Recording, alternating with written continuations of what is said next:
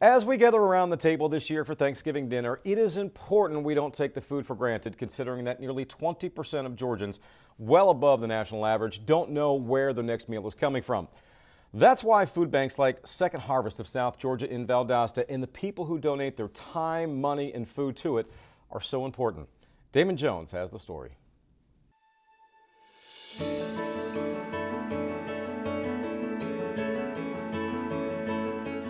It's the season for giving, and that's exactly what a number of farming operations are doing, including Corbett Farms in Lake Park, as they partner with the Georgia Food Bank Association and the Second Harvest of South Georgia program to help combat a major issue that is affecting the state.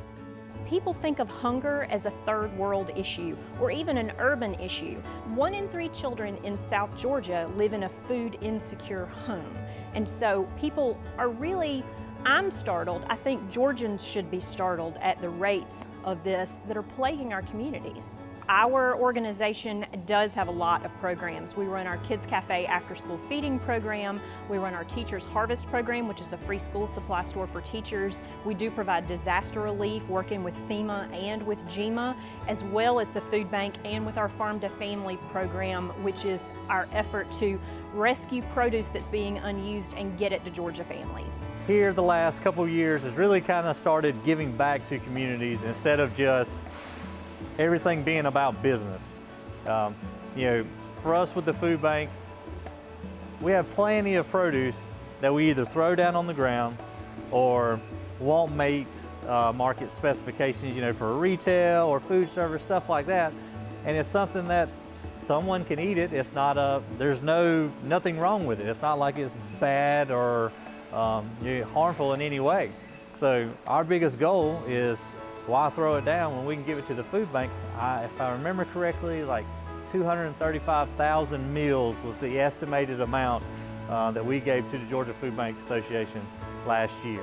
This year, I'd say we're on track to probably do about the same, if not maybe a little more. Donors, whether it's a manufacturer or a retailer or a farmer, will get in touch with us, and we have a fleet of vehicles and drivers that go out. They will get these donations. We bring them back here, check things for food safety, and then work with our 425 partner agencies to distribute that to families in need. Well, there's nothing better than giving back to people. It's not we don't look at it as a charity. It's we're doing something good for people that need something. Food, everyone needs food. And we feel like we're producing an item that typically most people eat. So there's nothing wrong with it. Why not give it to someone who needs it?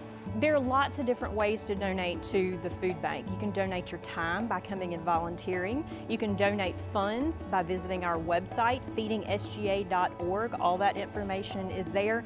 You can also give by raising your voice and helping us to advocate for issues that are important to rural Georgia. I would say every producer has something that they're either throwing away or simply can't market. If that's the case, you need to be talking to your Georgia Food Bank Association or your local food bank, period, if you're somewhere else outside the state of Georgia.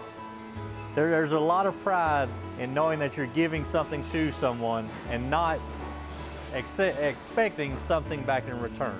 Reporting from Valdosta, I'm Damon Jones for the Georgia Farm Monitor.